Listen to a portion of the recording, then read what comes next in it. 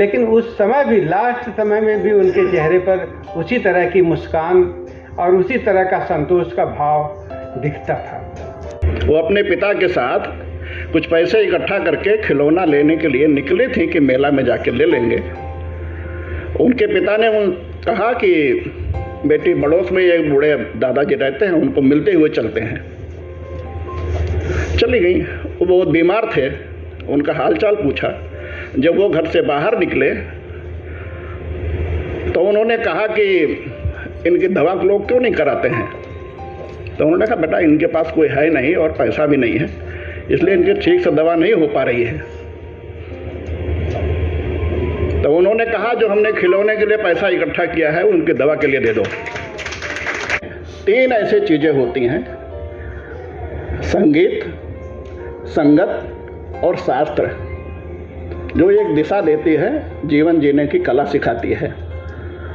संगीत का अभी आनंद लेंगे हम लोग, उस विषय पर मैं कुछ नहीं कह रहा हूँ।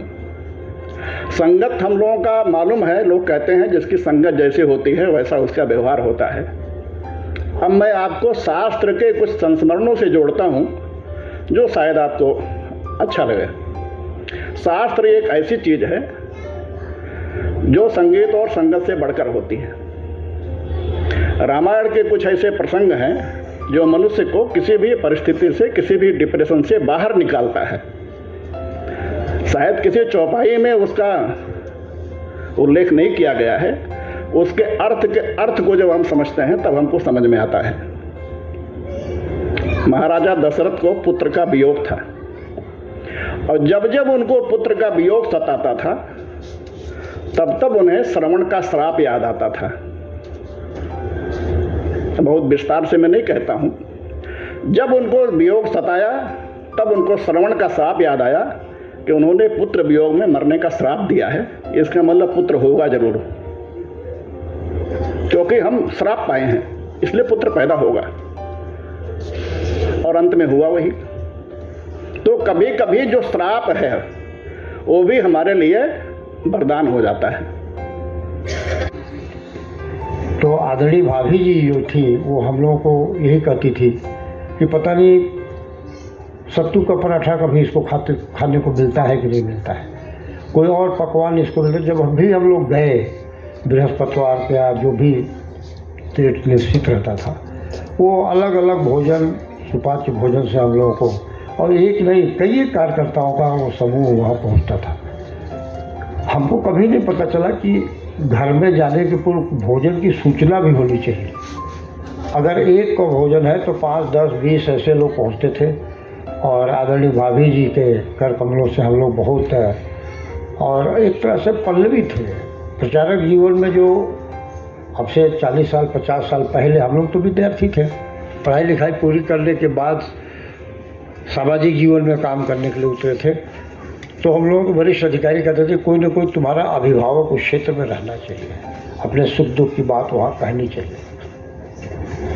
जगदीश जी नहीं रहे तो आदरणीय भाभी जी ने उनके सारे कामों को, जैसा शरद जी ने बताया, कि अपने कंधों पर लिया, अपने दायित्वों को निर्वाह करते हुए सामाजिक जीवन में, राजनीतिक क्षेत्र में, विशेष रूप से शिक्षा के क्षेत्र में, कन्याओं की शिक्षा के क्षेत्र में 80 के दशक में सरस्वती शिशु मंदिरों का विस्तार कम था, और जगदीश जी ने ये संकल्प लिया हम लोगों के साथ बैठ करके कि क्यों ना झुग्गी झोपड़ी और जो vicar section of the society है उनके बच्चों के बीच में हम शिक्षा का प्रसार कर रहे हैं। और ऐसे 7-8 क्षेत्रों में, ऐसे लखनऊ के दुरूह क्षेत्रों में जहाँ सामाजिक जीवन में बहुत पिछड़े हुए परिवार के लोग थे, उनके बच्चों के लिए शिक्षा दीक्षा की उन्होंने व्यवस्था करी। और उसकी पूर्ति में आदरणीय भाभी जी, सीता जी ने बहुत कुछ अपने को समर्पित किया।